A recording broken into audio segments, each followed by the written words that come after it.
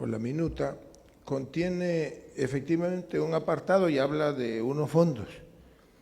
Digamos que son fondos extraordinarios y que no estarán contemplados en el presupuesto de egresos de la Federación del año próximo, porque hubo hace unos días una reforma a la Ley General de Instituciones de Crédito, por la cual se abre un procedimiento especial para que los recursos que están detectados, que han sido detectados por la Unidad de Inteligencia Financiera o por la Comisión Nacional Bancaria de Valores o por la Procuraduría Fiscal, que son recursos congelados en cuentas que son de actividades ilícitas, por ejemplo, del delito de extorsión telefónica, de secuestro, que es lo menos, de actividades ligadas al crimen organizado o al narcotráfico, que al día de hoy ascienden como a 27.000, un poquito más de 27.000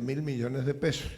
Con ese procedimiento, digo, una vez que sea autorizado, por supuesto, en la Cámara de Senadores, con ese procedimiento ya que será más ágil, esos recursos van a formar parte de ese fondo, o es con lo que iniciará ese fondo el próximo año.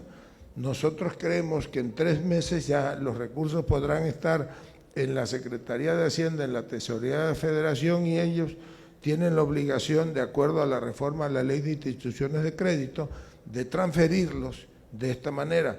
El 45% va a ir directamente a las Fuerzas Armadas, el 30% a los estados y el 25% a los municipios.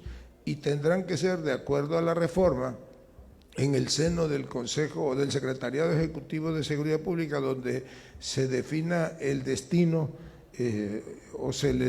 no el destino, sino la manera en que proporcionalmente estados y municipios van a repartirse ese dinero. No hay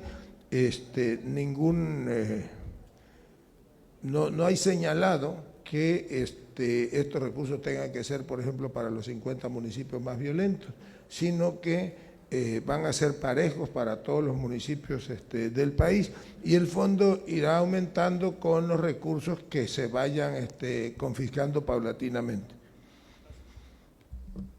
Comentarle al diputado Crispín Guerra Cárdenas: no ando en campaña, diputado, no coma ansias, a lo mejor ya mero sí, pero ahorita yo no ando en campaña.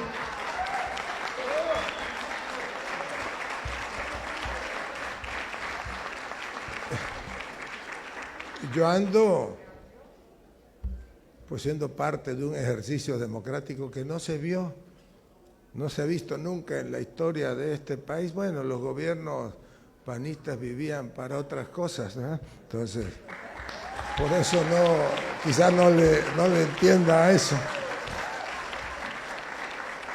Y mire, no se preocupe tampoco que ¿qué dijo? Las guacamayas o las cacatúas o las filtraciones y los caneos.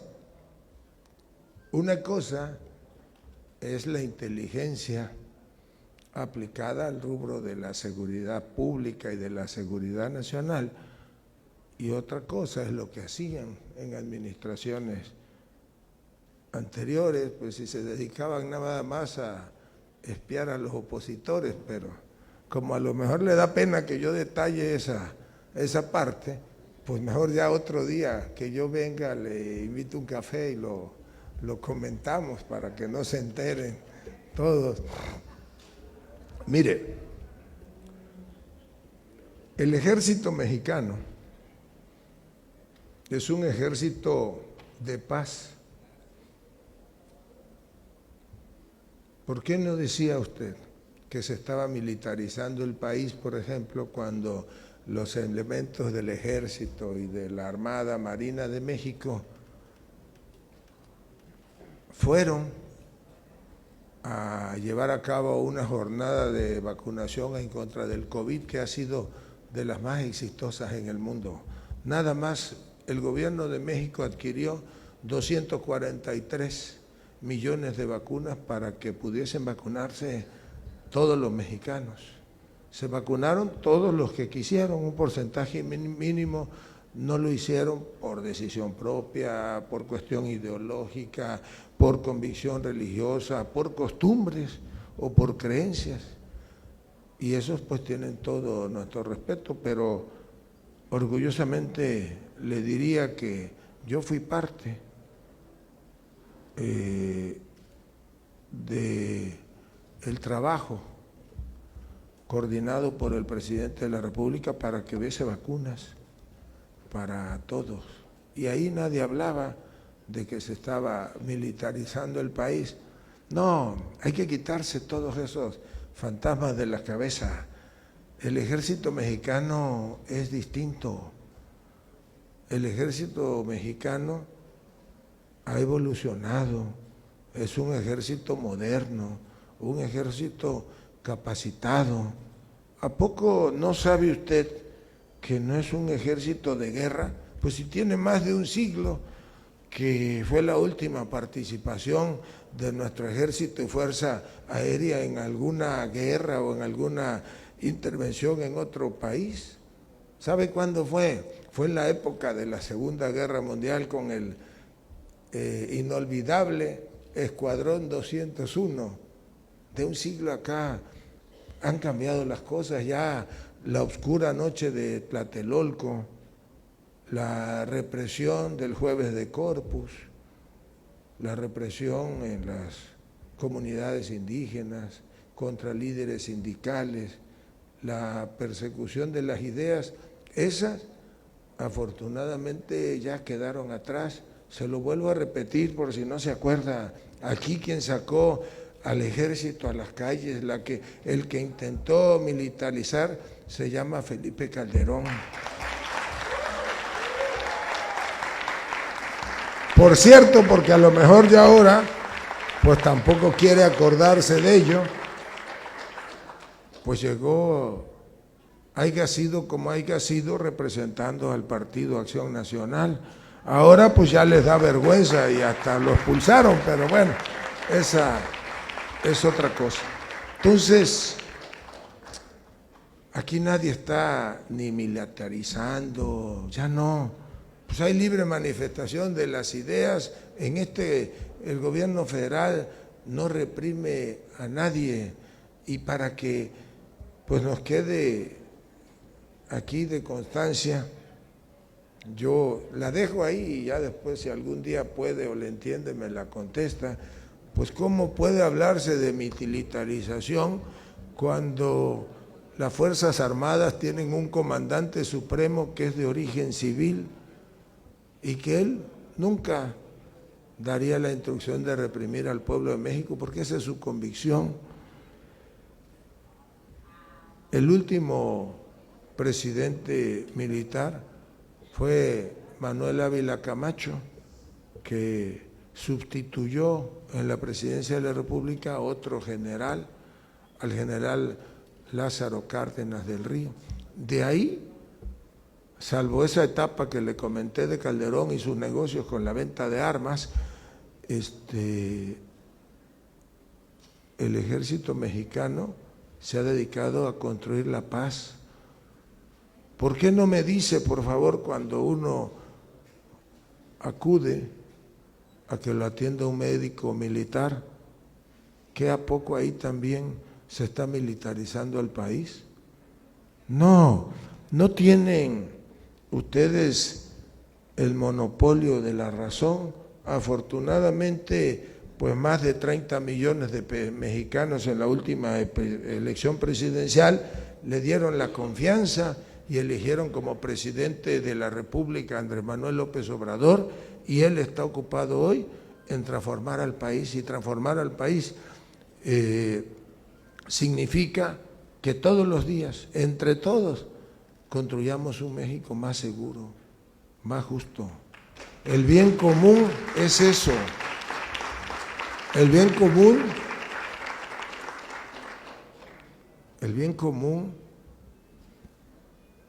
es justicia, es paz, es solidaridad, entre otras cosas. Lo que no se vale, y yo por eso le felicito, porque usted con toda franqueza vino y fijó su posición. Lo que no se vale es la hipocresía de muchos de sus compañeritos que con una mano toman el teléfono para pedir que la Guardia Nacional o las Fuerzas Armadas les resuelvan los problemas en los estados y con el otro van a decir que están militarizando el país. Eso es hipocresía vil, pero bueno, es lo mismo que sucede en el caso del diputado Ignacio Vizcaíno Ramírez. Esa clase, alta clase de doctrina de seguridad nacional, a lo mejor vale la pena que vaya allá con Samuelito a Nuevo León o con Alfaro a Jalisco. Mire, nada más 4 estados los más violentos del país: Guanajuato, Chihuahua. No, fíjense y ahora se los voy a aclarar, pero antes les menciono los otros 2 más violentos, Jalisco y Nuevo León, y les voy a decir, porque eso les debiera de competir a todos. Hay una injusticia en la manera en que se toma la incidencia delictiva nacional. Si ustedes revisan, Colima está en el lugar 27 o 28, por ejemplo, en cuanto a secuestros, de 32. El mejor de los estados, y hay que reconocerlo en ese rubro, es Yucatán, que es el lugar número 32. Pero analicen cifra por cifra y verán que desafortunadamente pues Colima tiene más o menos 800,000 habitantes y a la hora de sacar el porcentaje es donde sale. Pero bueno, le comentaba yo al diputado Vizcaíno, ¿sabe por qué? Pues también mucha hipocresía de mi amigo Samuel García, que por cierto voy a platicar con él el sábado.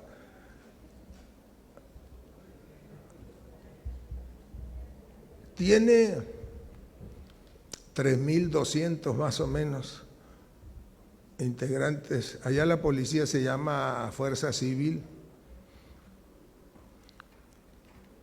¿Y sabe a qué se dedica la Fuerza Civil? Nada más que por los 3.200 hay como 9.000 integrantes de Guardia Nacional prestando tareas de seguridad pública en la zona metropolitana y en todo Nuevo León, porque desafortunadamente pues la Fuerza Civil se dedica a cuidar a los Oxxos y a los 7-Eleven, pues así como va a ganar la batalla hasta el lamentable suceso del feminicidio de esta jovencita Devani, pues ahí estaba el gobierno federal coadyuvando. Es nuestra obligación, si tampoco vamos nosotros a dejar solo a ningún estado de la federación. O el otro, el clásico, aquel que dijo, no, yo no quiero a los militares en tareas de seguridad pública un sábado, y el domingo publicó un tuit a raíz de un acontecimiento lamentable ahí en Zapopan, que dice más o menos así,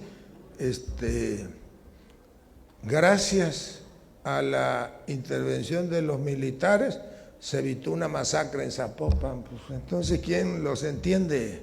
No, yo sí se lo digo con todo respeto, creo que vale la pena que ese tratado de teoría de seguridad lo conozcan los gobernadores de Nuevo León y de Jalisco. Y entiendo que a veces pues es difícil, pero libérese, no va a pasar nada. No va a pasar nada si vota usted contrario a la instrucción de Dante Delgado. Usted tiene mucho, fíjese, usted tiene mucho que aportar a Colima. Colima no es Leoncio Morán, a ese ya los colimenses le dijeron adiós. Apuéstele al fortalecimiento, a la seguridad y a la paz en Colima y en todo el país. Vote a favor, no le va a regañar Dante. Bueno, pues muchas gracias a todas y a todos.